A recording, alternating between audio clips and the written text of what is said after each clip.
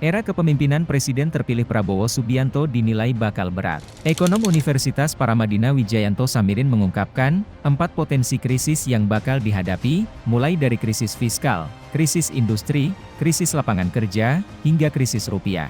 Ia menjabarkan krisis fiskal yang terjadi karena beban hutang yang tinggi dari era kepemimpinan presiden sebelumnya.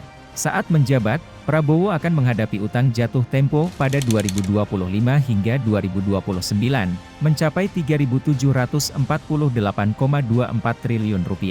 Ini terdiri dari sebesar Rp800,33 triliun pada 2025, Rp803,19 triliun pada 2026, Rp802,61 triliun pada 2027, Rp719,81 triliun pada 2028, dan Rp622,3 triliun di tahun terakhir.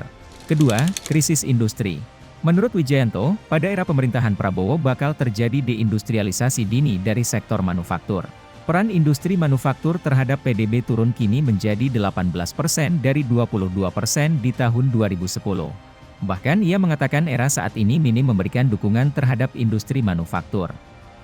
Sehingga banyak pelaku usaha yang bakal bermigrasi menjadi agen atau pedagang produk dari Cina. Ketiga, krisis lapangan kerja.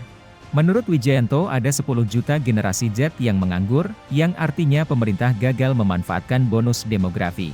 Ia melihat porsi pekerja informal juga semakin tebal, mencapai 60% sampai 70%, beda dengan beberapa tahun sebelumnya yang hanya 40%.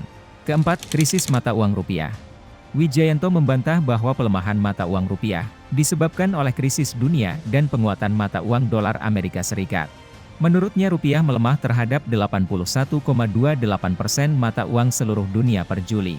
Selain itu menurutnya, pelemahan rupiah ini terjadi karena harga komoditas yang tinggi, kemudian instrumen kebijakan BI yang mengeluarkan SRBI untuk menarik devisa, hingga penerbitan SBN dengan bunga yang tinggi.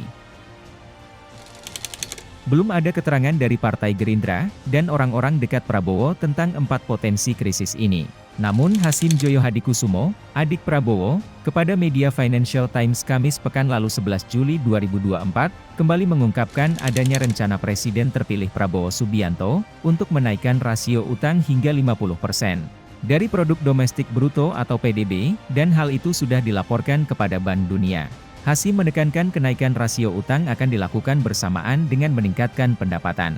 Sementara, Bank Dunia belum memberikan komentar resmi terhadap pernyataan Hasim. Padahal sebelumnya, tim Prabowo pernah membantah wacana menaikkan rasio utang hingga 50% PDB, saat pertama kali isunya merebak. Anggota Bidang Keuangan Tim Gugus Tugas Sinkronisasi Prabowo Gibran, Thomas Jiwandono menegaskan Prabowo tidak menetapkan target untuk tingkatkan utang. Thomas mengklaim defisit 2025 akan tetap berada di bawah 3% dari PDB.